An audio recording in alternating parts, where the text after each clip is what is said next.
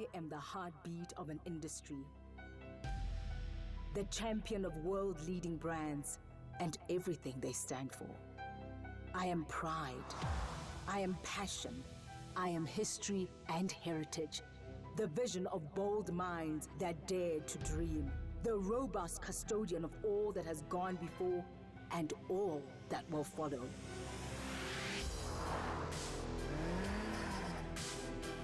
I am an economic force, standing tall as one of the biggest contributors in the manufacturing sector. I'm a globally admired player who creates prosperity for industry stakeholders and for the communities I serve. For almost 9 decades, I have towered on a foundation of trust and shared purpose, guiding, collaborating, transforming, delivering consistent performance, adding real value to the partners I represent and the millions of lives they touch every day. I am pioneering leaders and spirited workers, brave in conception, bold in execution. I make a global contribution with locally manufactured products, fostering sustainability and diversity and success in the marketplace. I am the redefinition of mobility, the convergence of connectivity and electrification and changing customer needs. I'm the bridge that builds cohesion, the beacon that lights the path to tomorrow. I am reimagining the future of the automotive industry so that together we can stand proud under the bold and steadfast banner of a stronger and powerful industry voice. I am naamsa, the Automotive Business Council.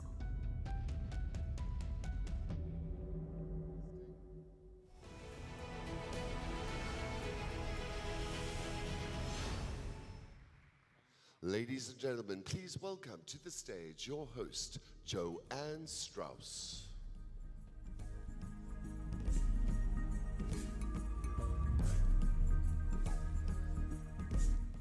Good morning and welcome, everyone. You might have noticed that I'm Joanne Joseph, not Joanne Strauss. I'm so sorry to see the disappointment on your faces. I can't blame you. I would have preferred Joanne Strauss myself, but really lovely to be back with you for a second day. Good morning and welcome. Hope you had a lovely evening yesterday and that you're well rested. We have another packed day ahead for you. Now, yesterday I alluded to the birth of the South African automotive manufacturing industry from a disused wool barn in what is Gqeberha today. In 1924, when domestic assembly operations began with the iconic Model T Ford, it made waves among early automobile enthusiasts. Interestingly, the industry utilized completely knocked down CKD kits imported from Canada. And this pioneering move made Ford the first global vehicle manufacturer to establish operations in South Africa and to introduce the continent's first assembly line. General Motors then made its initial foray into South Africa in 1926, introducing Chevrolet vehicles to the burgeoning automotive market. GM's strategy included a domestic assembly operation and set up the plant to meet the demand for affordable and reliable cars. The brand eventually brought us the popular jingle, Riflace, Rugby, Sunny Skies, and Chevrolet. What a massive shift South Africa's automotive industry has undergone in 100 years.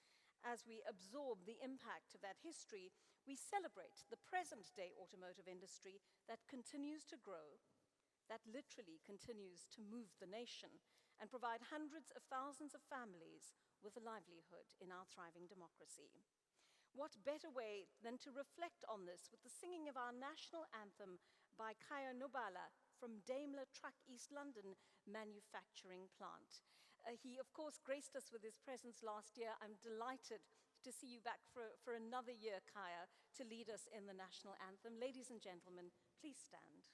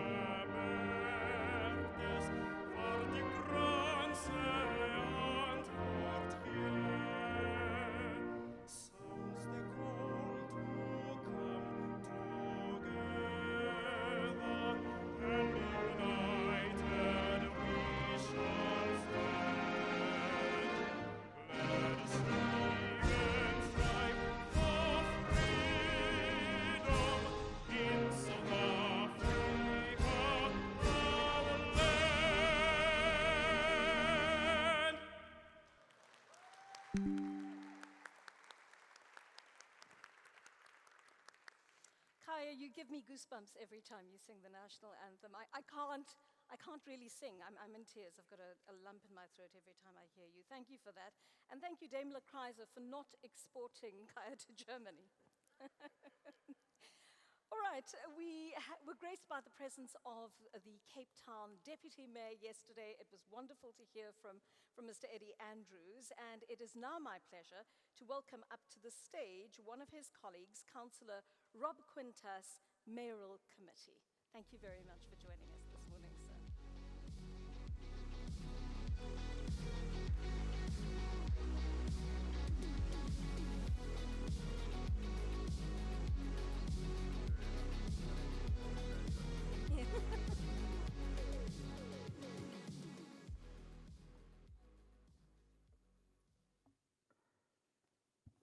I think a room starts to panic when they see politicians bringing out sheets and sheets and sheets of paper. But please don't. Good morning, goeiemorgen, maweli nonke, assalamu alaikum and shalom. It is such an unbelievably terrific pleasure to welcome every single one of you here today for day 2 of SA Auto Week 2024.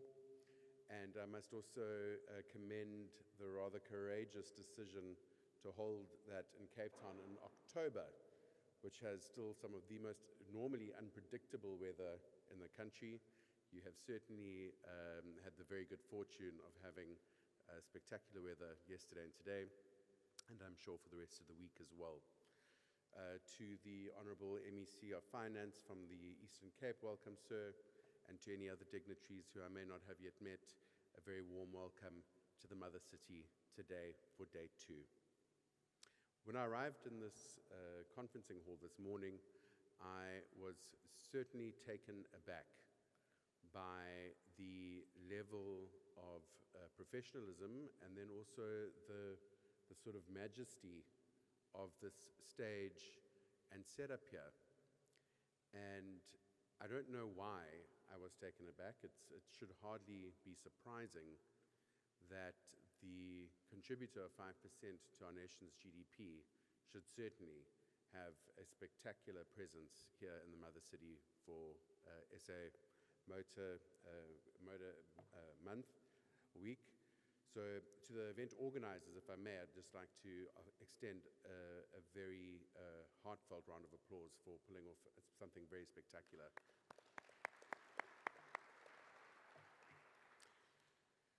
So while Cape Town may not be known as a hub for automotive manufacturing, unlike our powerhouse neighboring province like the Eastern Cape, and then of course Gauteng and KwaZulu-Natal, we certainly contribute on the consumer side. In fact, we have made our mark internationally by landing 9th place on the world's most congested cities. So that's being famous for not a very good reason. However, while not exactly an accolade, what we do celebrate is that it highlights how much we've supported the automotive industry with vehicle purchases over the years here in Cape Town. Transport engineers might tell you that traffic congestion is symptomatic of economic growth, and this is hard to argue with. There are no traffic jams where there are no economic prospects. The automotive industry has more than pulled its weight in its contribution to South Africa's economy. Last year alone, the sector accounted for 5.3% of our GDP, provided employment to nearly 500,000 people, and reached global markets with exporting around 270 billion rands worth of vehicles across 128 countries. And I think that that deserves another round of applause. These figures are not just numbers. They're also a narrative of growth, innovation, and resilience. Some may describe our congestion here in the mother city as an issue or more likely as a good problem to have. But it also underscores the urgency of our urban mobility projects here in the city of Cape Town as we work to offer more sustainable alternatives and ease the pressure on our road systems and our environment. While heavy traffic may be symptomatic of economic growth, in our case it is also the result of the collapse of a passenger rail system in the city of Cape Town. Our comprehensive integrated transport plan, an updated version of which is currently out for public input, reveals that in Cape Town, 89% of commuter trips are made by road-based transport. Meanwhile, 1.3% are using rail. This is a marginal improvement over the past year, but still nowhere where it should be. We are advancing apace with a comprehensive exploration of the feasibility of passenger rail devolution to the municipality, and we're also working to alleviate congestion through strategic investments in sustainable public transport and infrastructure. There is a shared responsibility of sustainability. As the third largest contributor to carbon emissions, the mobility sector has a significant role to play in reducing global emissions. A shared responsibility is to foster sustainability and ensure a healthy environment for our residents and legacy for our children. The city has committed to achieving a net zero target by 2050, and investment in electric bus fleet is a testament of our dedication to this goal. Public transport standards as a beacon of opportunity for greening our mobility. The city's My City Phase 2A, which I am very proud as a political principal to lead, is the largest public transport initiative in the country and arguably the continent, and demonstrates a commitment to universal access through innovation. We are underway currently with the procurement of our electric bus fleet and the development of groundbreaking infrastructure like the Sky Circle in Hanover Park, where we are setting new standards for sustainable urban mobility. 100 years have passed for naamsa, and we're almost 90 years for naamsa and 100 years for the industry in the country. But let's also look ahead and reimagine the future together. Cape Town has been witness to many firsts and innovations, including in the mobility space. Cape Town was home to South Africa's very first tram system, and it's a great pity that we did away with those so many decades ago. That was back in 1863. And while trams back then were drawn by horses, which feels like ancient history in today's electric vehicle discussion, it was a significant milestone for public transport in this country. The service was established by Golden Arrow, running to Sea Point at the princely sum of 5 cents. Today, we are still pushing the boundaries of urban mobility, although I'm happy to report that we've moved beyond the horsepower of the four-legged kind. The shift from horse-drawn carts to the complex world of autonomous vehicles, electric powertrains, and smart transport systems we are seeing today is nothing short of extraordinary.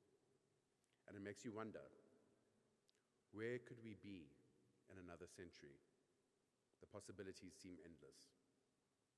Whether it's reimagining how cities like Cape Town are investing in mobility to ensure greener, more inclusive futures, or how the automotive industry is transitioning towards electric vehicles and sustainable manufacturing, we all share a role in shaping the future of transport and mobility in South Africa.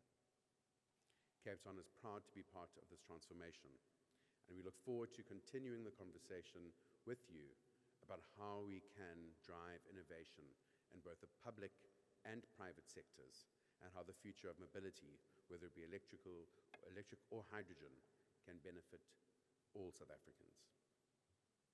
In closing, let me once again extend a very warm welcome wamkelekile, to each and every one of you.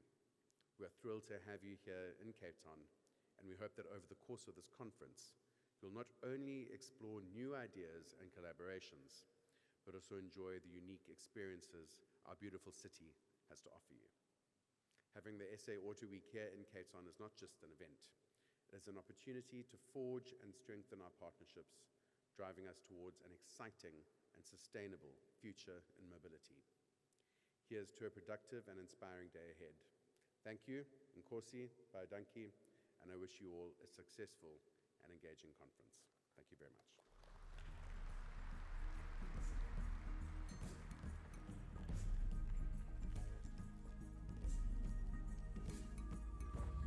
Thank you, Councillor, and thank you very much to your city for the very warm welcome that you have given us here. All right, time to hear now from the President of naamsa, Mr. Billy Tom.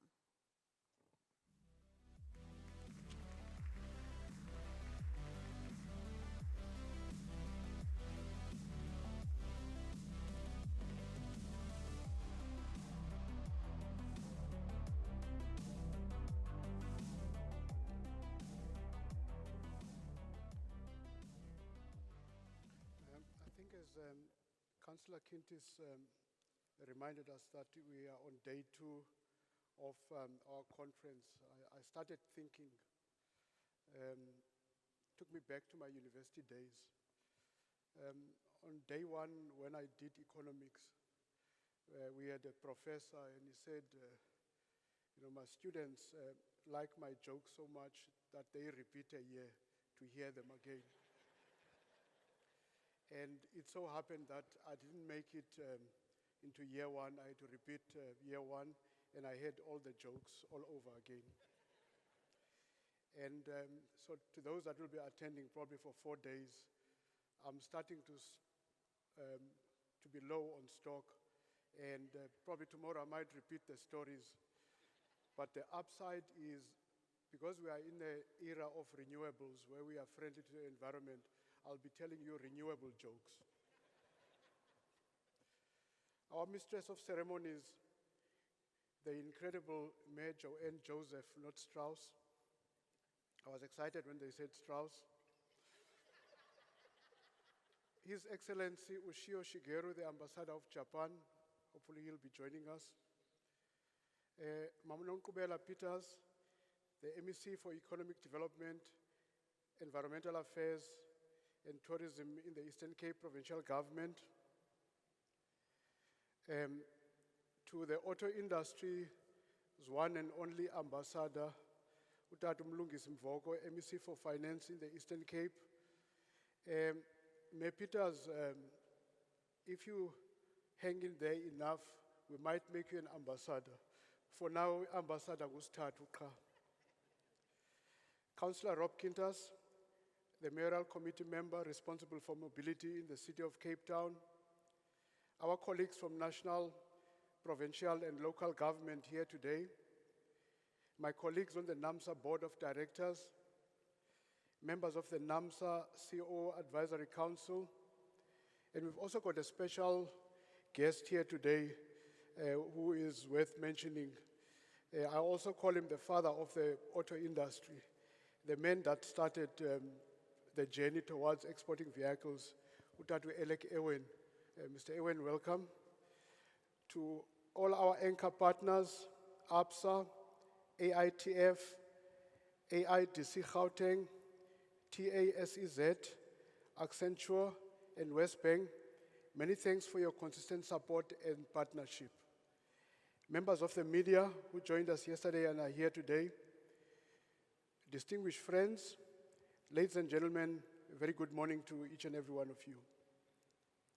On behalf of my colleagues on the naamsa Board of Directors, welcome to the 3rd edition of the SA Auto Week, which is hosted for the first time outside of the Gauteng province. We value the time you have all invested in making the effort to join us here in Cape Town. Your support and partnership is truly appreciated and celebrated. As I indicated, this is the third iteration of this prestigious annual event, which is progressively becoming an indispensable platform where each of us come together once a year to intentionally co-create, shape, influence, and to listen to each other as we share insightful and dynamic thought leadership discussions, as well as expert presentations from industry leaders and pioneers who are in the forefront of innovation. And those driving our as well as those driving our important transformation journey, which we have embarked upon as we reimagine the future of this sector together. It has been 3 good years, and the SA Auto Week is gaining momentum as it takes the rightful place to become a household brand name for the automotive industry across our vast value chain in South Africa. Our mission is to grow, promote, advance, and protect this amazing asset, not only for the industry, but also for the country as well as the African continent. We must be proud that the SA Auto Week is not just a talk shop. We don't just talk about things. We have become an agile and well-oiled machine that can identify, canvass, develop and implement practical, measurable, and sustainable solutions, and also create progressive opportunities that will collectively help us advance our industry into the future. While many of us in this room may be competitors, we are also problem solvers for many challenges. I think as we're sitting here, our biggest interest is SA Incorporated and the future of this industry.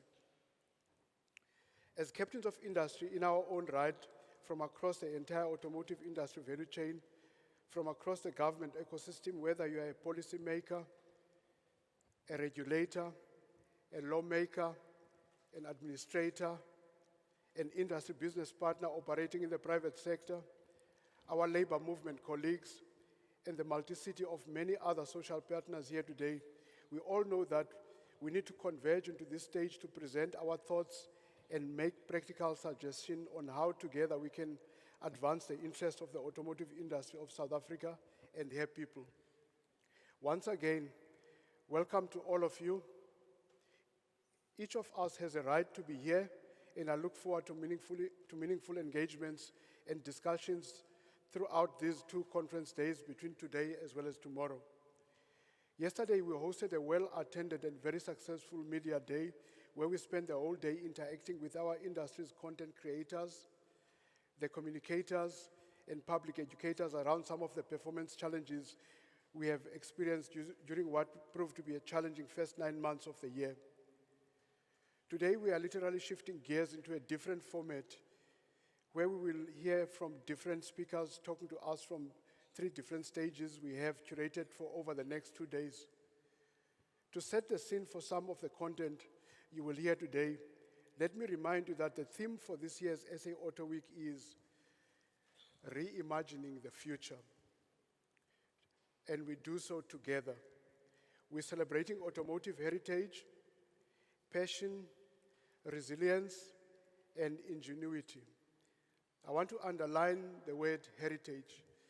When you have time, if you go next door, you might as well call it the Heritage Park. If you look at the vehicles that we've made over the last 100 years, it's a proud moment.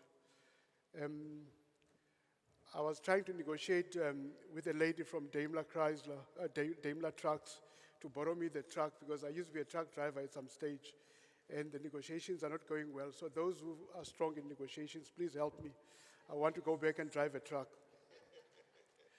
We have deliberately chosen the theme for this year because the 2024 edition of the SA Auto Week is a special event because across the globe, a distinguished group of nations has celebrated over 100 years of vehicle manufacturing, cementing their status as pioneer of the automotive world.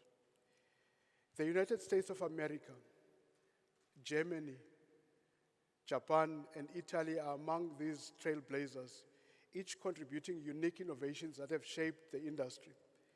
As South Africa celebrates this prestigious milestone, joining the Centennial Club of Nations, it stands as a testament of our nation's resilience, ingenuity, and growing influence in the global automotive landscape.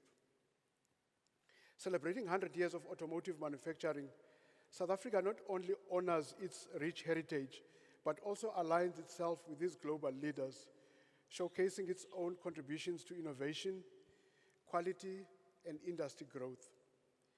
It is with this in mind that we are hosting this centennial celebration, which is more than a historic mark, but a declaration that South Africa and her people has earned its place among the world's automotive pioneers, driving forward with the same spirit of excellence and innovation.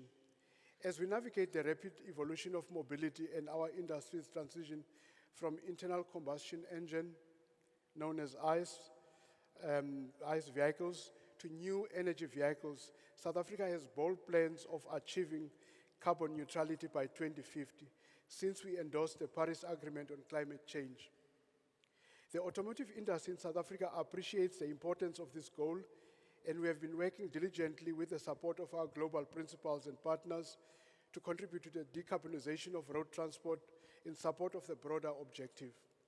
We also recognize that no single government policy or industry commitment alone will achieve this ambitious goal.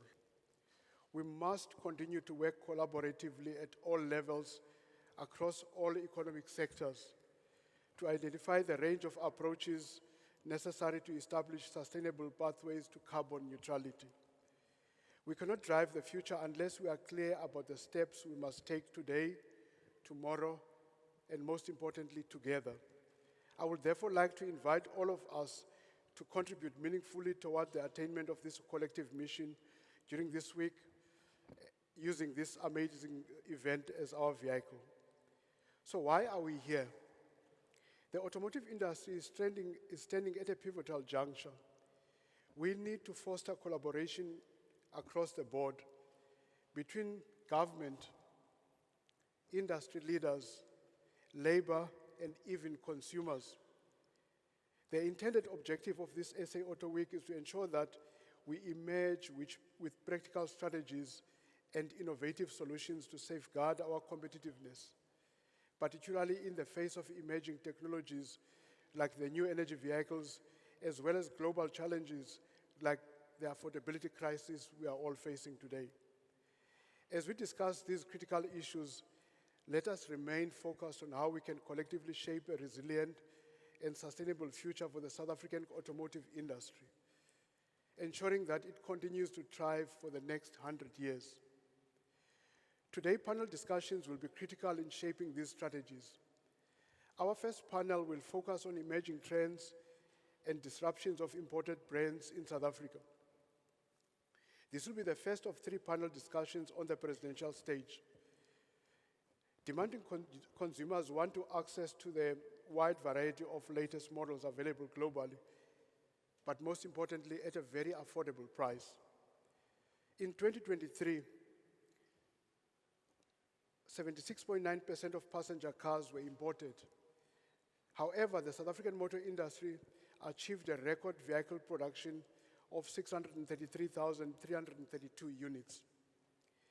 Imports contribute to the intensely competitive new vehicle market, and in 2023, there were 46 passenger car brands with 2,172 model derivatives, the greatest selection of choices compared to the market size in the world.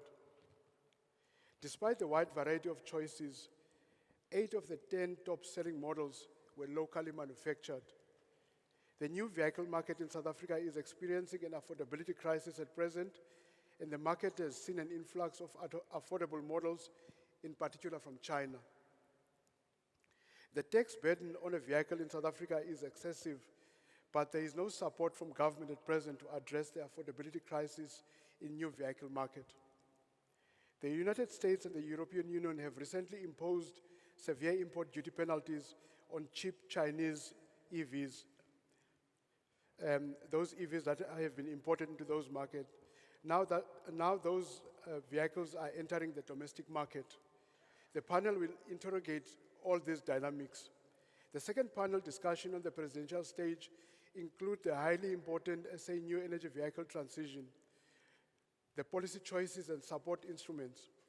South Africa's transition to NEVs presents a complex policy landscape where choices and support instruments must be carefully balanced to drive sustainable growth in the automotive industry. I think later on today, as naamsa, we will be meeting the DTIC minister, and it's part of those discussions. Key policy choices involve deciding on the most effective incentives to encourage new energy vehicles adoption, such as tax breaks, subsidies, or infrastructure development. I mean, we heard last night from the group of people that drove new energy vehicles from Joburg past Gqeberha to Cape Town, what were the challenges and their experience. And more support instruments might include financing schemes for manufacturers, investment in charging infrastructure, and fostering local supply chains for NEV components. However, these choices come with significant risks, including the potential for economic disruptions if traditional vehicle manufacturing is not adequately integrated into the transition, the risk of insufficient grid capacity to support widespread new energy vehicle adoption, and challenges in maintaining global competitiveness. Policymakers must navigate these factors to ensure a smooth and equitable transition whilst minimizing negative impacts on jobs, industry stability, as well as energy security. The third panel discussion on the presidential stage include unpacking opportunities for battery value chains, which are closely linked to NEV roadmap. The global automotive market is shifting towards increased adoption of NEVs. Strict regulatory requirements such as the Paris Climate Agreement, as well as impending bans on ICE and vehicles in key South African export markets, have resulted in OEMs increasing their new energy vehicle product portfolio. For South African manufactured vehicles to remain competitive in this new landscape, the development and localization of the battery value chain is an imperative for the sustainability of this sector. The panel discussions will unpack key trends and developments in global battery value chains and earmark strategic investment opportunities for the South African automotive sector, considering critical raw material availability in the region. If we move to the next stage, which is the centenary stage, there will also be 3 panel discussions. The first panel will focus on alternative new energy vehicle powertrains, the benefits of hydrogen. Hydrogen fuel cell electric vehicles, known as the FCEVs, are an important new energy propulsion system technology to consider in a balanced transport decarbonization strategy for South Africa. South Africa's deeply embedded expertise in the processing and industrialization of platinum group metals are well suited to drive this technology. And with catalytic converter value chain losing relevance in the NEV transition, FCEVs present an opportunity to pivot existing industrial capability to support NEV builds. This panel discussion will explore existing FCEV initiatives and interrogate opportunities for South Africa's firms to increase their presence in this value chain. A second panel discussion on the centenary stage will focus on cleaner fuels too, embracing cleaner fuel technologies. The implementation of Clean Fuels 2 program is expected to commence in 2027 and will serve to support a number of key objectives, including reduction in harmful tailpipe emissions, improving ambient air quality, and supporting climate change mitigation objectives. Supporting the transition to Clean Fuels 2 presents an opportunity for the South African automotive sector to introduce new models and advanced vehicle technologies which will further support improved environmental outcomes. However, the closure of several local refineries has negatively impacted the security of supply of liquid fuels. This panel discussion will explore the current fuel production as well as distribution ecosystem and explore key legislative and economic factors impacting South African readiness to support Clean Fuels too. The third panel discussion on the centenary stage covers the impact of the Carbon Border Adjustment Mechanism, CBAM, on SA manufacturers. The CBAM introduced by the European Union poses significant challenges to South African manufacturers, particularly those who are exporting to the European Union. CBAM is designed to levy charges on carbon-intensive imports from countries with less stringent climate policies, making South African export more expensive and less competitive in the European Union market. The impact is especially concerning for industries such as steel, aluminium, and chemicals, which are energy intensive and heavily reliant on fossil fuels.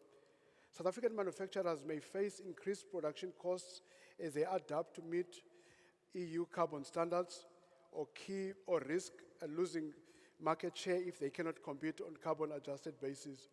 Additionally, CBAM could push manufacturers to accelerate their transition to greener production methods, which require substantial investment and may strain resources. The overall impact of CBAM underscores the need for South Africa to align its climate policies more closely with international standards to maintain the competitive edge in global markets. On the transformation stage, which is the last stage, the panel discussion there will focus on development finance to support autos in Africa. Africa needs to industrialize, beneficiate, and diversify its exports. The development of value chains in Africa is essential for the growth of automotive industry in the continent. Regional integration and value chains will only develop when leading car manufacturing countries in Africa, such as ourselves in South Africa, and up north, Morocco and Egypt, where we support other automotive progress African countries, such as Ghana, Tunisia, Kenya, Rwanda, and Ivory Coast. This will spur their respective automotive industries through investments and the sharing of knowledge. The coming into effect of the African Continental Free Trade Agreement offers an excellent platform for the development of regional value chains on the continent. Afrexim Bank, working together with the African Continental Free Trade Agreement Secretariat, has earmarked a $1 billion automotive fund for the development of the automotive sector in the continent. Once the outstanding automotive rules of origin have been finalized to ensure automotive trade under the African Continental Free Trade Agreement, opportunities could increase exponentially with developmental finance in place. As you can hear from my narrative and these opening remarks, we have deliberately curated a content-rich program for you today. I think if you thought you here to park and relax, I think we've got huge challenges for you. And also on a lighter note, I hope we have made it difficult for you to choose which stage you are going to follow, because all these topics are interesting, very dynamic, and you don't want to miss out. We encourage that we create a reasonable balance between all the three stages so that all of us can benefit from the amazing content we have for you today. I also wish to inform you that we have an amazing display of some of the life-changing trucks which delivers practically everything each of us consume every day. So make some time and visit those big toys.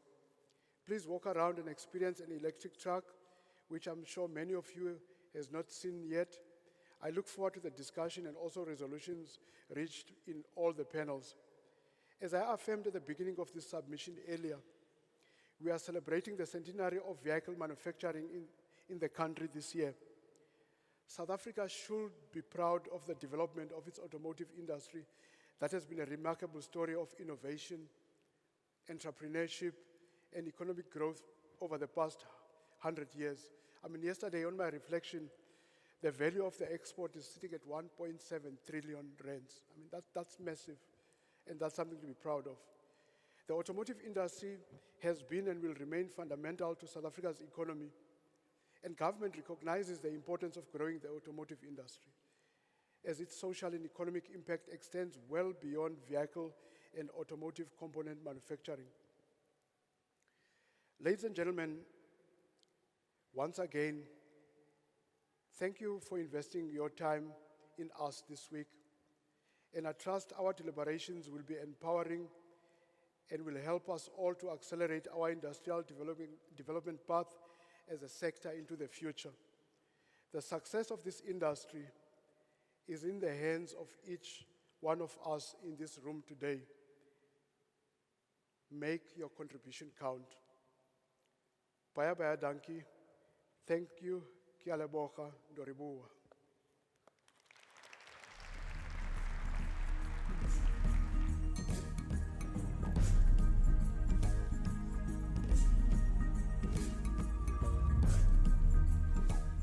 Thank you so much for that, Mr. Tom. And of course, we're going to be seeing Mr. Tom again on in a panel discussion that we're having in a short while. For now, if you weren't here on the first day, let me tell you it was a very intense day in which many, many subjects came under the spotlight. And for the benefit of those who didn't actually see that and experience that, we've put together a short highlights reel. Take a look.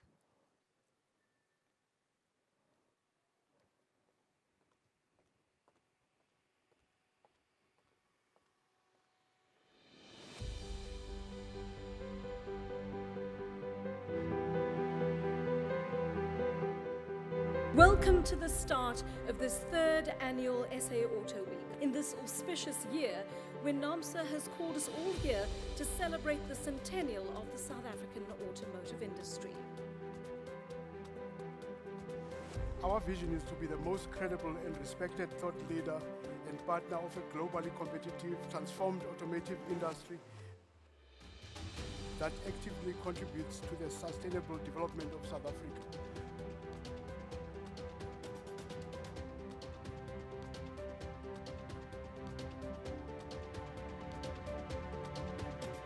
I want to hear from the panelists, when are we going to start seeing the self-driven vehicles on our roads? The answer to that question is, when are we ready with the infrastructure for that technology to come? Just last year, we've announced a very ambitious capital program, about 120 billion over the next 10 years, just cementing our commitment to sustainable planning for the city. And infrastructure is a very big part of that. Road infrastructure equally so. And that is why these conversations are so important, because if we all put shoulder to wheel, we can really claw back those losses in terms of carbon emissions, and also how we as individuals in the city can contribute towards that shared future.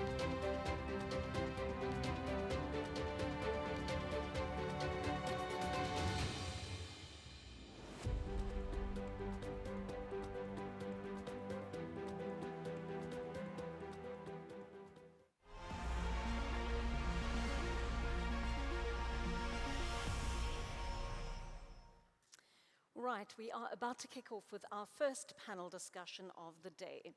As South Africans went to the polls in May, we had a sense that definite change was afoot. The landscape had become a mix of established political parties fighting with relative political newcomers for dominance.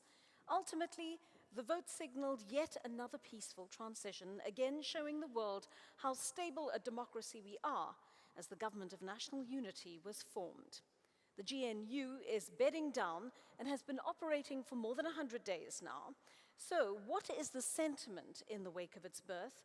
What's it managed to achieve so far? And what should its next priorities be? Joining me in just a moment to unpack this and look at the topic of gauging South Africa's business confidence after a national election, I'm going to call you up. Please come up and take a seat. Chief Executive Officer of Business Leadership South Africa, Professor Busisiwe Mavuso.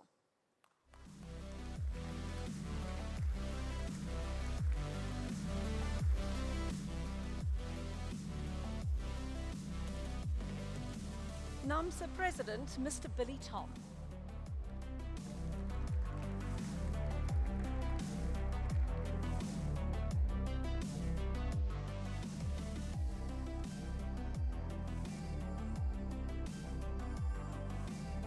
And former Statistician General at Stats SA, Dr. Padi Lehohla.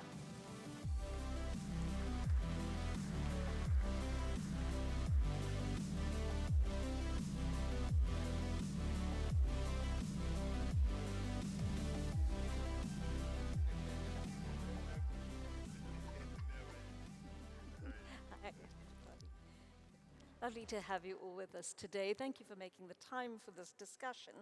And of course, it's a very important one because we've been having conversations about what has happened in the last few months, and this gives us an opportunity to consolidate some of those ideas. So thank you all for making yourselves available for this conversation. Prof. Mavuso, let me start with you. Roughly 5 months is how long we've had to internalize the election outcomes, to start to familiarize ourselves with this new beast called the GNU. Before we look at the actual stats, what would you say is the general sentiment and perception among business around the post-election settlement? So the sentiment is definitely a positive one. You know, business in this country fully supports the GNU, and I think when you look at what has happened, Joanne, in as far as the markets are concerned, the markets have rallied behind the GNU. You know, the rand has strengthened at the wake of the GNU. We are seeing our bond and equities markets, which are actually have been re-rated, which is absolutely a brilliant thing. The investor sentiment is what it should be. You know, we've had a lot of conversations, a lot of delegations who have come into the country who are very positive about where the country is, and they want to know what the opportunities are, you know, in as far as the country is concerned. Yes, they might not have done much, but the vision that they've outlined, the sentiment that is out there, the posture that they've assumed is really a positive one, you know, and I think for me, we needed to be here as a country.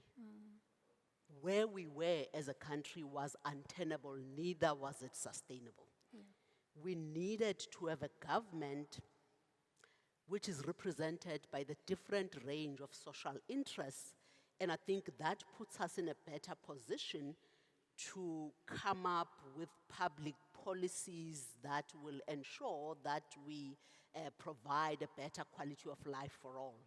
I think we have been liberated from policies being made at Luthuli House and rubber-stamped in Parliament. So this is precisely where we needed to be, and I have no doubt, you know, that we are actually on the right trajectory to ensure that we grow our economy and we deal with the issues of poverty, unemployment, and inequality that have actually engulfed us as a country for many years.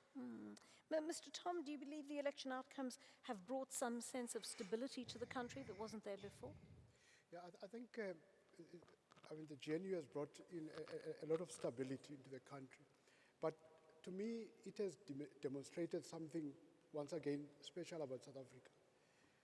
For us to have voted in 1994, we didn't get the United Nations to tell us what to do.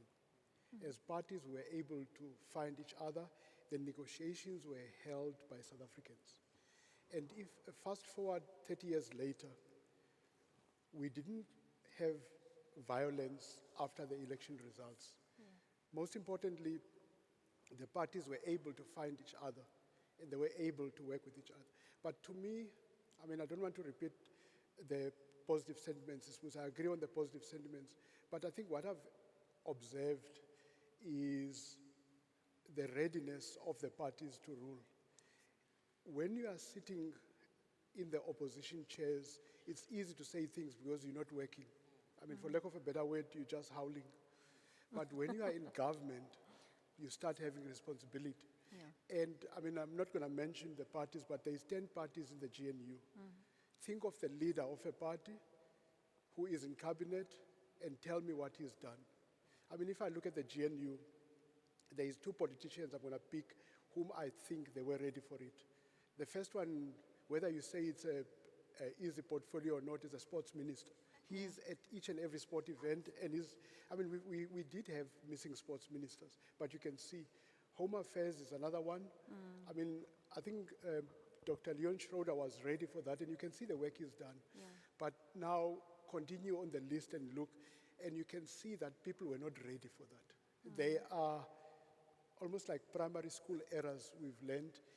And my view is, as much as we are excited, we need to somehow find a mechanism of giving the GNU feedback, whether we do it 3 months as the independence, where we say, right, 3 months later, out of a scale of 10, what have you achieved? Because the problem is now you've got 10 parties. What if all the 10 are sleeping? As a country, we're going to suffer. Yeah. We definitely need to hold the GNU to account in the way we have previous governments, absolutely. Of course, Dr. Lehotla, you had a slightly different view before the election.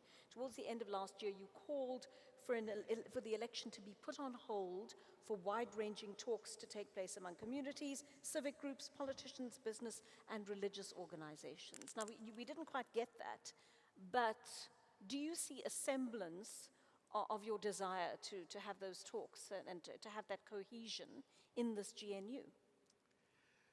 Well, I think it was a missed opportunity because what we needed was a mandate from society to discuss the core issues that concern us. And then on the basis of that, then run an election and vote on issues. It's a missed opportunity, and I think I will just go through slides quickly. Do we have the clicker? I need to move on my slides. They are showing up here. We're going to do it for you from the back. As you speak. Yes. We'll let's get the first. I mean, for me, it's whether the GNU is a window of hope or a flash in the pan. I think I'll argue that it's a flash in the pan, and I'll show you why. Next slide. Pathways to income per capita are different, and they are driven by laws of motion of economics. Next slide. You see that slide that I'm showing there. You either have, my eyes don't give me, you either have labor productivity, or you have absorptive rate, or you have terms of trade in terms of trade. None of those paths are actually positive in South Africa. And at the lower level here, young dependency ratio and elder dependency ratio is that such that for every 4 people, there's only 1 person working. And that's been the situation up to now. Next slide. If you look at motor industry for the last 3 quarters, and this is the data from the Statistician General, it's negative. It's not really doing what it should do. Next slide. It contributes about 8% in terms of manufacturing sector. It's quite significant, but certainly it's not lifting us. Next slide. You see, that graph shows where South Africa is. On the green line shows the demographic transition of South Africa, which typifies the Brazilian side of things. And it shows a very rapid transition in terms of just demography. Next slide. But per capita, South Africa has only gotten 1% growth compared to China at 6.8% and others. So there hasn't been any demographic dividend from that demographic transition. So we are in a serious state. Next slide.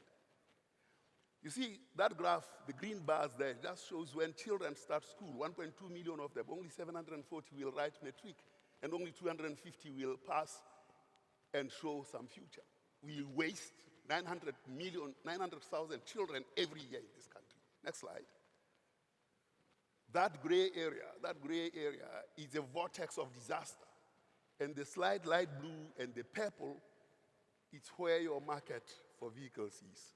All this here, it's actually a waste, that gray there. So as we talk, if you look at that area under the curve that is gray compared to this light blue and light purple, there's no future. Next slide. So if you think, and press again, if you think the number of children or people who go to university after they've passed matric, you can see value creation amongst whites, that's the top light. And then amongst Indians, they are catching up. But amongst blacks and coloreds, that graph is going down. And that's 90% of the population against those two, which is 10%. Next slide. This is 2022. The same pattern occurs. Next slide. That's the general graph of South Africa, which means we are not creating any value. There's no value, intergenerational value creation is declining. That's what is happening. Next slide. Consequently, press that. The next set of images will show you the percentage of the skilled amongst blacks as compared to the other races. Press. Next slide. Next. And next. That's 1994. That's 2016. Press. press again. I mean, I needed a clicker, and now I have to ask people to press for me. And then press again. What you see there, let's leave that there. So what you see here is that this graph for blacks has remained the same up to 2024. I have figures for 2024. In fact, for the figure 25 to 34, the 17% of the skilled has declined in their share to 14%. So whatever we think is progress, we got to sit down and think again. My conclusions. Next slide.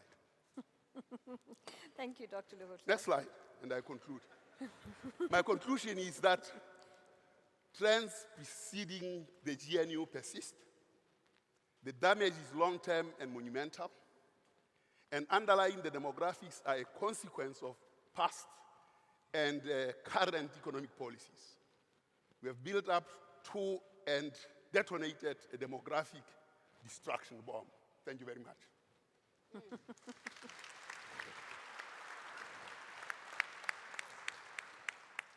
That was the reality check that we needed, that Dr. Luhutla has just given us.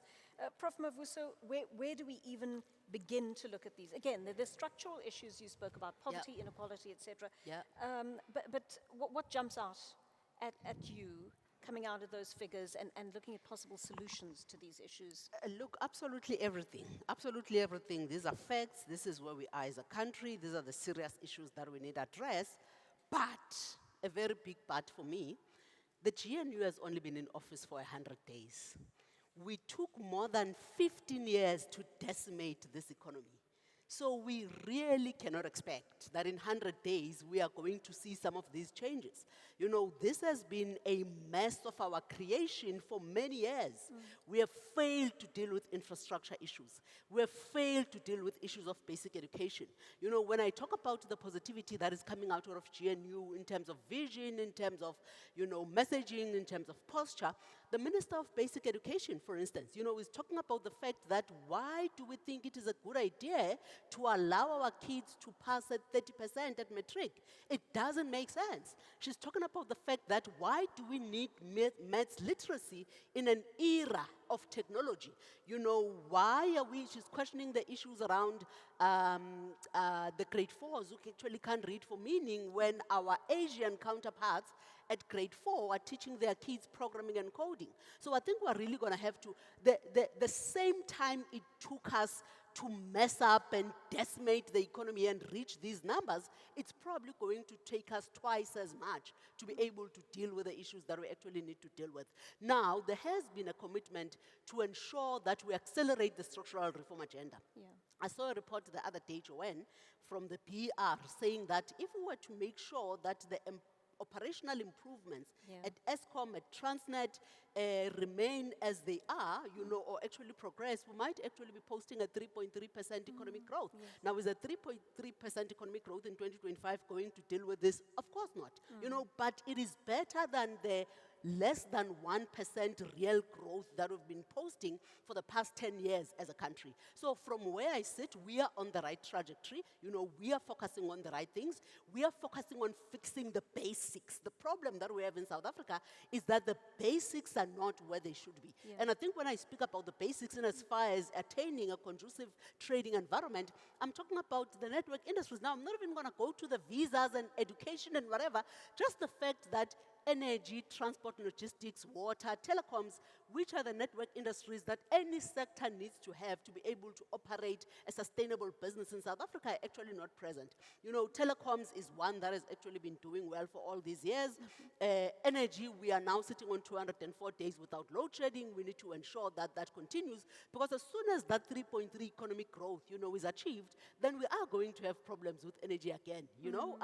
So we transport and logistics, we are now putting in private sector participation. Water is a crisis. We are focusing on the right things. We are on the right path of rebuilding, and I am confident that in a few years, staying on this trajectory, we're actually going to ensure that we put a dent on some of those numbers and change the curve that Dr. Luhutla has actually just shown us.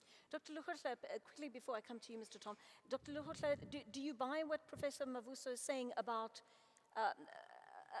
the fact that these major issues have been put on the table as priorities for the GNU? You see, you need to go back to Montflair scenarios of 1994. The problem is that we don't become historical in terms of just looking at what is happening. The Montflair scenarios talked about all these other things that we are talking about now. And at the end, we said there will be shared economic benefits. We certainly had shared democracy, but no shared economic benefits because there was no growth. It was only in 2002 when we started moving into a different set of processes that we started seeing growth. And we have to make a difference in what drove that growth.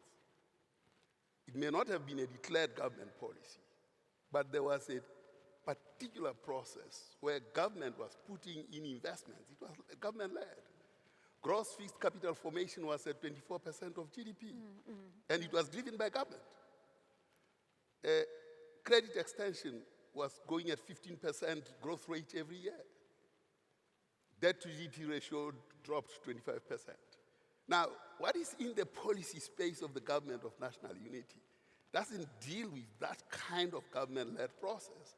The policies that are there are about master plans. Yes, you can do master plans all the time. They are not going to crack what we need to do. Well, what does crack? What does crack what we need to do? What we need to do is how the Reserve Bank and the Treasury create the facility to invest. You cannot go and borrow from the markets. South Africa is number 18 on the stock exchange. It is number 1 on poor, growth. It's very, very low. None of its peers range in that space where we are 18 in the stock exchange. And it's because we are borrowing from markets instead of using our own money in pensions and the like, which is 2.6 trillion in terms of government pensions, in order to fix ESCOM and fix all these others. So the problem is our own economic policies are undermining us. We are not using the leverage that we have of the fiscus to ensure that we grow. We think that tax money is what we can use to deliver economic benefits. No, tax money is too small. We need to go into the levers that the Reserve Bank and the Treasury can actually leverage in order that we grow. And then the private sector can come. We've modeled these things. We've modeled these things under the Indlamiti scenarios. And we show right now that what we are on track for is another Gwara, not a state that can grow. So we need to ensure that the economic policies are attuned to an economy that can grow. And the glimpse of that is the 2002 to 2008 period. Before that, we are in this space that we are trying to do now. And post that, we are in the same space. So let me hear from Mr. Tom on this. Firstly, do you agree that the policy and legislation does not exist for us to prosper from this point onwards, Mr. Tom? I fully agree. And I think my frustration as an investor in the country is that we're very disjointed in what we do. And I don't think we prioritize the right thing that grows the economy. Like for instance, I take the current issue we have with Transnet. Who is not supplying Transnet with OEM parts? China. Because those trains were supported by China. But who's going to China looking for more investment? South Africa. Yeah. We're going to the same people that are, because truth be told, who's holding back our economic growth? Because if they were to supply those parts to China, we could be having a Transnet that's functional. But guess what we do? We go back and looking for more investment. But I don't think we realize our strength as a country and also our strength in the continent. As a result, we're very disjointed, but also very short-termist. I think whatever we do, it's just to survive for tomorrow. And as a long-term investor, you battle to get the confidence. Let me ask you about, Mr. Tom, about this, the trade industry and competition department being very clear about focusing on export-led growth to stimulate the economy, right? What effect do you think this is going to have in terms of those big issues like job creation, particularly in manufacturing and the boosting of service exports? I think to me the issue is there is a lot of talk, but there is little focus on execution. I mean, you take us as an auto industry. As an auto industry, we could be dominant in the African continent. I mean, there is a lot we could do, but guess what? They only have a desk.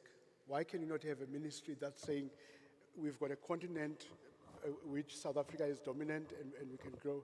And I think to me, that agility from the department is what is missing, and it's been very slow. I mean, we talk about things, but it doesn't get to an execution stage. I mean, I take this Buse's point that it's 100 days, but at least give me signs that there is a sense of agency in getting this. Yeah, do you agree with that, Professor Mavuso? In terms of the strategy is certainly in place now. Does trade and industry have what it takes to implement it in the agile manner in which it needs to be implemented for us to see growth? You know, I think the intention is definitely there, Joanne, to honestly to be honest. I think Minister Tau came into office, I think 2 days later, contacted the business community, wanted to know the issues that keep us awake at night as the business community, wanted to know what we'd like to see to ensure that the trading environment is a conducive one, took all those issues. They found expression in the budget vote speech. Subsequently, a few weeks later, had a conversation with us. He'd like to know what the low-hanging fruit is. He'd like to review the economic recovery and reconstruction plan that was put together by business, I think, during COVID, and I'd like to see, what are some of the interventions, that can be utilized from that plan to be able to ensure that we propel, the economy and we actually implement those. So there are those conversations, there is that focus, there is that intention to ensure that we don't even reinvent the world, in terms of trying to fix the environment. We've been talking about these things, let's move towards implementation, which is what Billy is actually saying, because we know we have already done a diagnosis of what needs to be done. We know what needs to be implemented to be able to fix our environment. And in him, I am seeing someone who's actually looking to ensure that we move towards implementation. And I mean, Mr. Tom, you must have observed the president's trip to the United States. He courted a number of investors there. Do you get the sense that they're starting to buy into the idea that South Africa does have a renewed economic outlook and increased energy to be able to implement some of the things that haven't come to pass, despite the promises of that in the last few decades? Look, I mean, I see positive signs with him visiting these countries. I think where we've been stuck as well is our long-term relationships that are not generating value. I mean, countries like Russia, what are we trading with Russia? But we're so obsessed with this relationship because it's historical. Yes. And my view is we need to be forward-looking, but also, we've got to understand whom to upset and whom not to upset. Because a lot of times, like for instance, I think we woke up late and then people almost like in the last minute rushed and were visiting America. But I think you've got to understand what you have. But also, my other issue, I mean, is we're very obsessed in getting fresh investments, not making it conducive and productive for the investment we already have in the base. Because people want to sign new people, but if you look at the people you have, they are bleeding. So how are the new people going to add more value? And to me, we need to balance the two and say, right, you've been here for 60 years, what is it that we can do for you to grow? But what are we doing? We want to stand and cut ribbons. And to me, does it make sense to grow? Yeah. I mean, what would you suggest is the answer to that? How do we need to review how we deal with investors, the ones who are already in the country and have shown a commitment to South Africa over the long term, and those we want to newly attract to the country? We always use the term investment is like water. It goes where there's the least resistance. And I think in South Africa, we've made it very difficult to invest in South Africa. We know how to say no before we say yes. And I think, what I've seen working, I think probably is 18 months, this new partnership between government and business. Because I think to me, it boils down to the trust deficit we've had for a long time.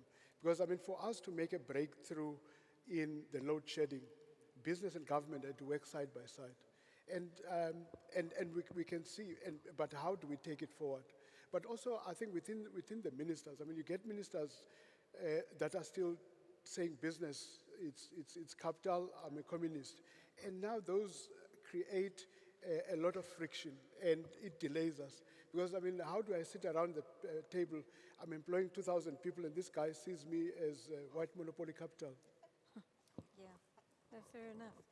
I want to talk about the big issue of unemployment because it's something devastating hanging over the heads of 8 million people in our country, sitting at over 33% unemployment now. Dr. Lekgotla, I mean, it's clear jobs are lost when the economy contracts, but at the same time, you've brought in all these issues around education, skills, equality, the things that have not been prioritized that simply lead to unemployment in the long term.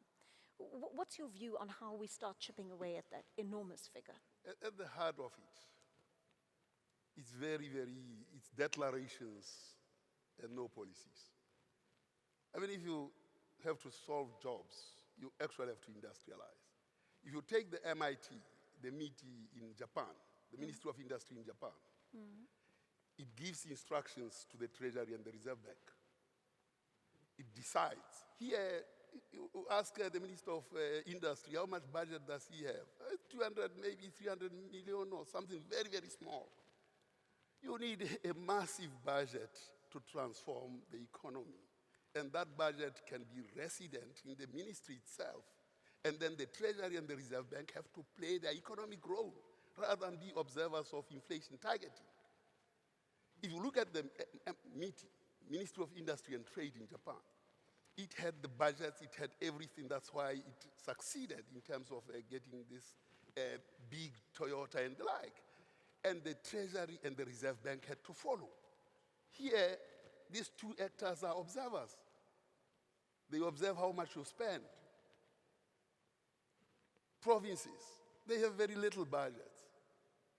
Of course, the worst part is the little budget also still gets stolen and eaten. Exactly. Those are the problems. Exactly. And we have to resolve those. Yeah.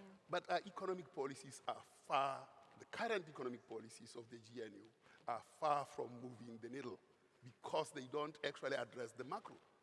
They look at the master plans. We modeled the master plans. We thought that will be a 2% now growth. We actually are at 0.1%. When we have completed all those master plans, the effort that is put in there is not going to make 2% growth. So it is the path that we are in, and business came to government, by the way, in 2020. And it was important at that point for government to say, let's talk. Because business had targets. It said, we have these targets, 5% growth, jobs, unemployment coming to 15%, and so on and so on. But government ignored them. And instead of saying, business, let's work on a path. The problem at the moment is that government and business are working on projects, not targets. And they have forgotten about the targets because they don't have a framework of meeting those targets. What is going to happen is super corruption, and we'll have Zondo Mark 4 coming to us because we are not focusing on the targets. If we go back to how we will go on the path to meet those targets, then we are likely to succeed. At the moment, it's a potty course of corruption that's going to emerge. Prof. Mvuso, do you agree with that? I mean, we're working, obviously we do have a limited budget. We don't have the kind of money that countries do internationally. But at some stage, I mean, the one figure that stays with me is how we might have been able to, had we had access to the money that the Guptas ran away from this country with, we would have been able to educate every child of tertiary education going age in the country at some stage. We clearly don't have that anymore because it's been stolen from under us. With what we have left, are we able to revive this economy? Or have we not been strict enough on corruption to ensure that even under the GNU, this will never happen again, and the individuals who are behind corruption are prosecuted? Yeah, I don't think we have taken a no-nonsense approach to corruption. I mean, you still have a lot of government officials who have been accused of corruption, who actually hold those positions. You know, you've got thieves who continue to masquerade as government officials, and nothing has actually been done about that. So that continues to be a problem, and it's a problem that definitely needs to be addressed. And I think, to Dr. Lehutla's point, from a budget perspective, well, we don't have that kind of money. National Treasury doesn't have that kind of money. And I don't agree that our pensions need to be dipped into, you know, to be able to bail out the likes of Eskom and Transnet. Because when you move towards prescribed assets, I really don't think that that is the way you actually need to go. There are a whole lot of potential investors, existing investors as well, you know, that are willing to put their money into the country.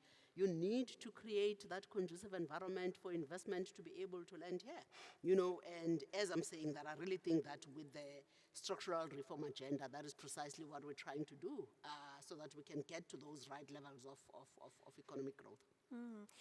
Mr. Tom, I mean, it's clear. Lesetja Kganyago is the Reserve Bank governor, and his cohorts are simply trying to keep the country within that 3 to 6% target range.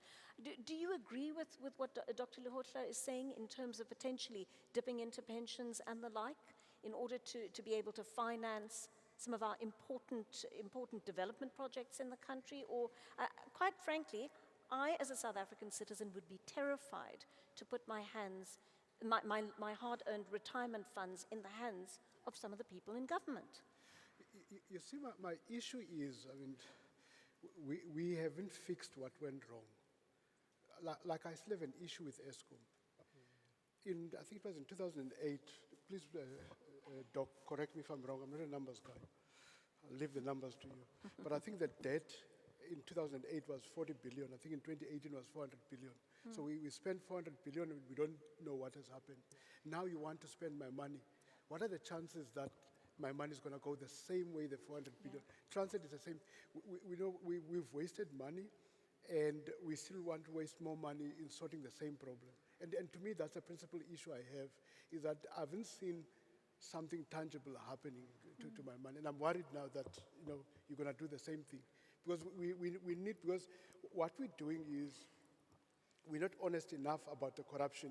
It's almost like everybody, it's a level of corruption that differs. So nobody wants, because he knows that I've got a little skeleton in my closet. So if I catch you, you're going to open my closet. Yeah. And to me, that's an issue I have in that. Before I'm going to give you a second to respond now, Dr. Lehutla. I just want to add something about the issue of grey listing, Mr. Tom. Mr. Kganyago is quite confident, or is really hoping, that we will be off the grey list by 2025. Do you think that's possible in our current situation, or have we not shown enough commitment to prosecuting corruption, money laundering and the like, to expect to be off that list by next year? Look, I mean, it's an area I haven't followed close enough. I think I can't remember the number of things we had to do before we get removed. I think there's a lot of work, but to me, it's one of those things that are not tangible, that I can confidently put my hand on heart and say we've done the right things. But there is a lot of talk and positive talk.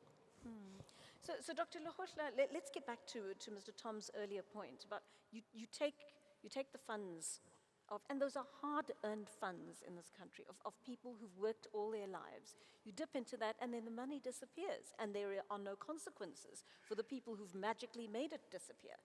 But at the same time, you're saying, let's go back. Let's get more from those people, and let's play fast and loose, potentially, with that money. Well, but we want to go and borrow from somebody else who says those monies will not be stolen. At the core of it is actually getting ourselves right in terms of governance. Once we got that right, we can explore our pensions. Developed countries use their pension money to develop themselves. We have this money, we have to go round trip and go and borrow them because we fear to tackle the corruption that we have. But can our leaders be trusted with that money? That's my ultimate question. Can we, at this point in our country, with the leaders in charge, allow them to control that money? I would never trust them in my sleep. That's the point. I would never trust them. What I'm saying is, a responsible leadership would use the resources at our disposal to get this country out of the mess it is in.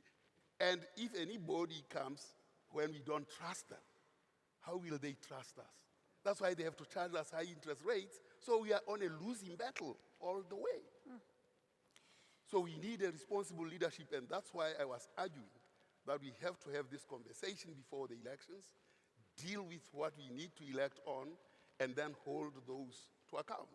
But doing it the other way around, the guys are out there, they've signed the Bible, they've sown, and they're not going to listen to us. Prof? I was actually going to say, so I think in terms of what Dr. Lehutla is saying, then it's a lose-lose situation all around. I think if you agree and you accept that this is an irresponsible leadership, so I don't think that allowing prescribed assets, and giving them our pension is actually the right thing to do.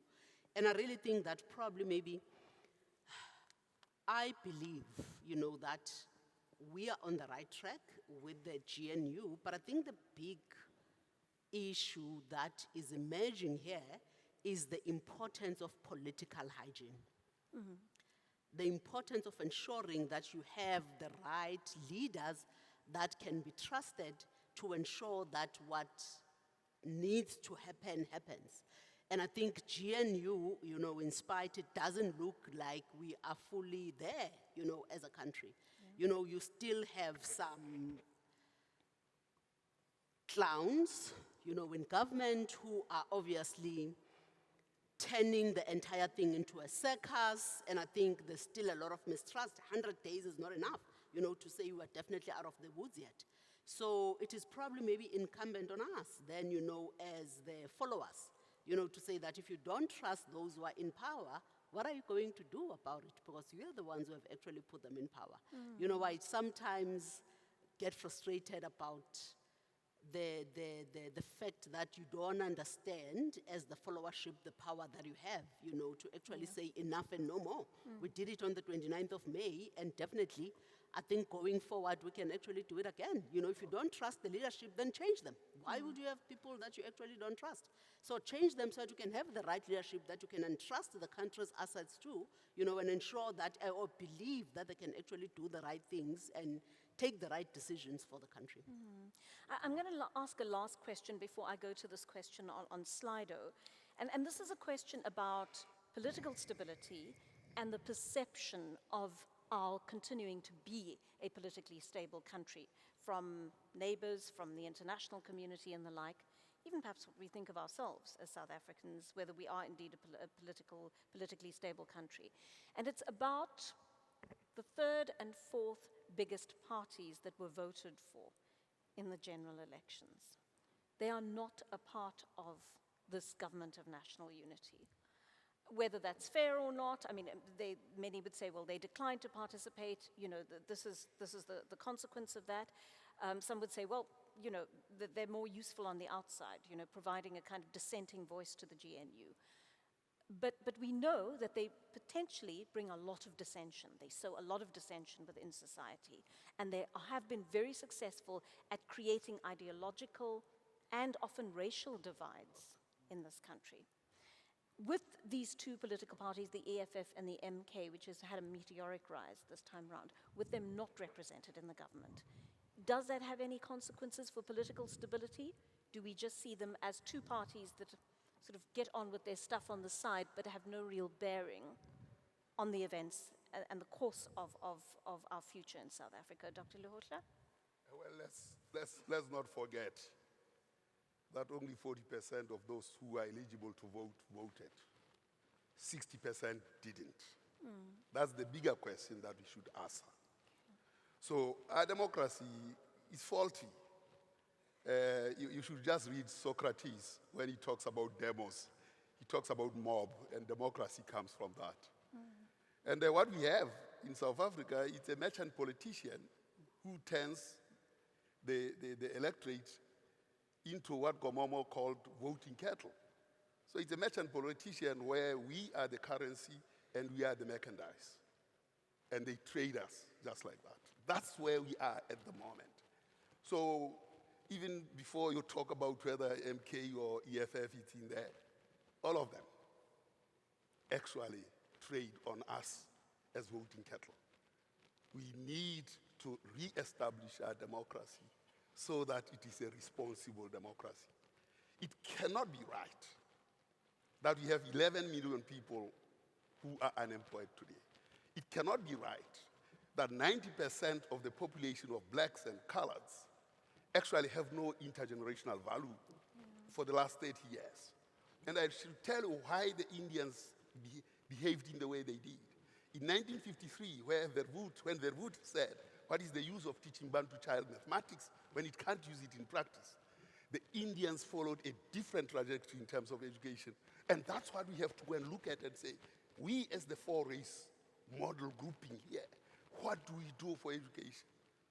Because the Indians followed a different trajectory. They are also surpassing the whites now in terms of intergenerational value. The blacks and coloreds are not going to get that. So there is something fundamentally wrong in our body politic, well beyond whether MK and EFF participates in the government of national unity or not. Mr. Tom, your final closing ideas on this? Yeah, I think my issue is, one, I mean, both parties have broken away from the ANC.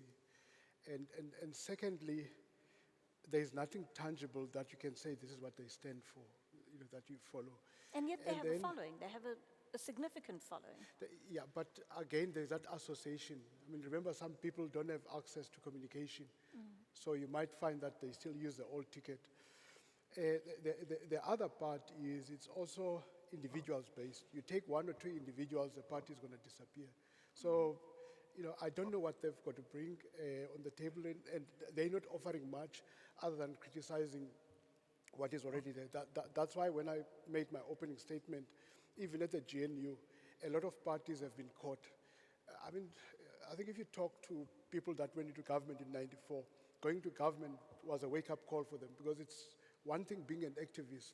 It's another thing when you are now in government having to execute, what you've promised.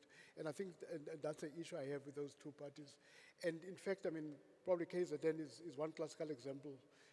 When a party wins 45%, the fact that you can't put together a coalition tells me a lot about your ability to lead.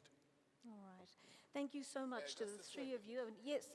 We're running out of time, Dr. Lahutla, so I'm going to ask you to keep it brief, I'm not going please. to talk, but I'm just going to say, and I think we agreed, that I thought that we should be thinking about climate change.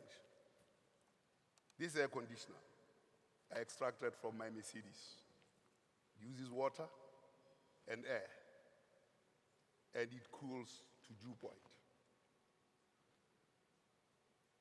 No gas, no compressor, no refrigerant, but just this. And we need to start looking at what Newton says about dew point condensate, dew point cooling, which is basically based on enthalpy.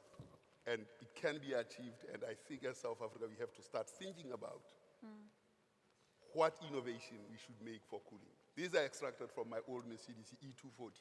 It works, but it doesn't work in the car because you need mechatronics and all those kinds of things. But outside, just put water in here, and you'll see we can drop from 30 degrees now to about 16 degrees dew point, which is in Cape Town. I think it's an example of brilliant innovation that is in the pipeline here.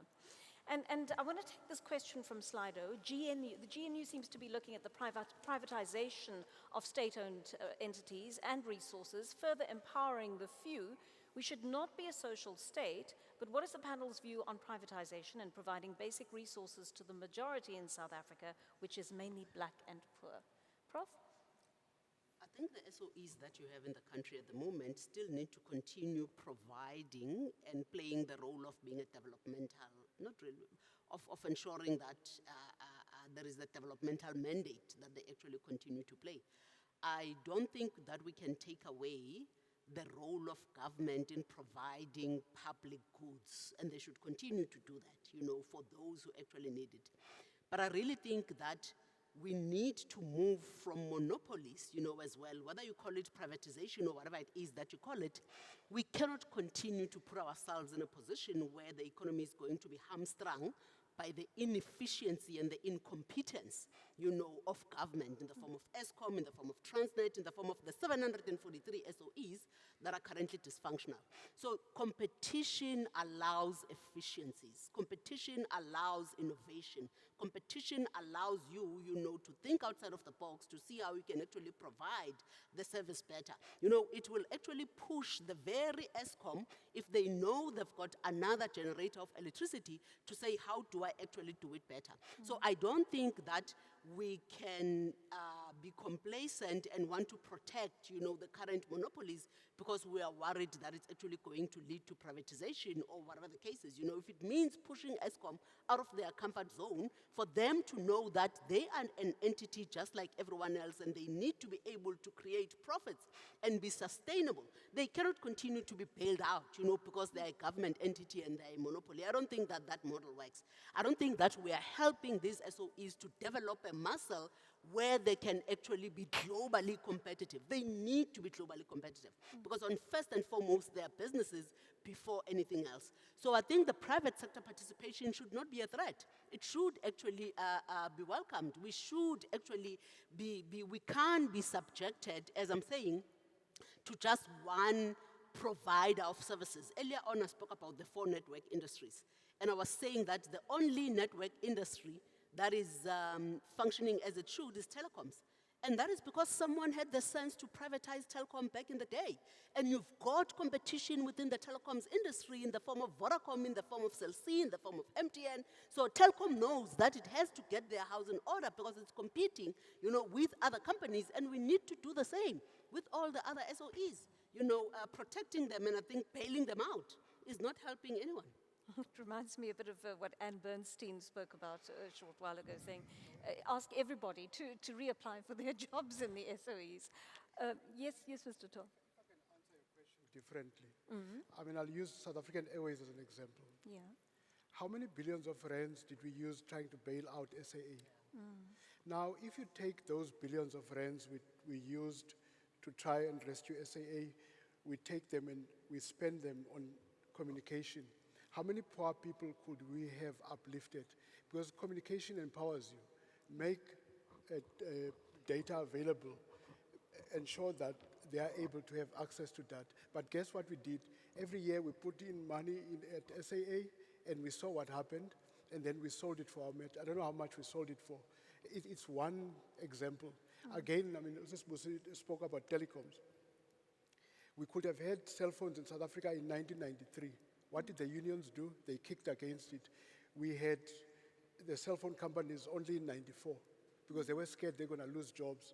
But if you look at how we've transitioned, I mean, yes, there are jobs we've lost, but we've moved, and people are still communicating, but instead of voice call, they now on data. And I mean, like, telecom is a good example. I mean, when you wanted a phone, you had to phone them. But today, where does telecom make money?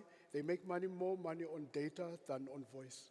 So I think we get too scared. And also, I mean, we treat the private sector as a monster. You know, I mean, private sector are employers. I'm a private sector, and I'm responsible. I mean, since we've had the pandemic, we haven't retrenched people, we've added people. I mean, if private sector is so bad, I would have retrenched people during COVID. But the issue is, again, you know, people, you know, there's this big trust deficit that if it goes to the private sector, which means people accept and admit that they are not productive. So that's why they don't want to go to the private sector, because they don't want to be measured. It's a very interesting point indeed. Speaking of which, our ministers don't have their contracts yet, their performance contracts. So let's hope those are coming so they can be judged on measurable KPIs. It's so fascinating talking to the three of you. I could go on, but I'm going to be in trouble if I do. So thank you so much. Dr. Padilahla, Mr. Billy Tom, Professor Busiwe Mavuso. Fantastic speaking to the three of you.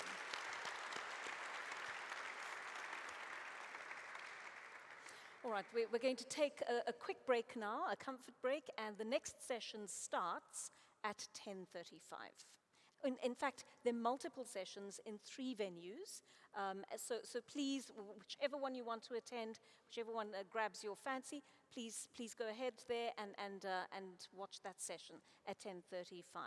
And we welcome you to the Expo Center, where one of those will be taking place. And there's food there and tea as well. Thank you very much.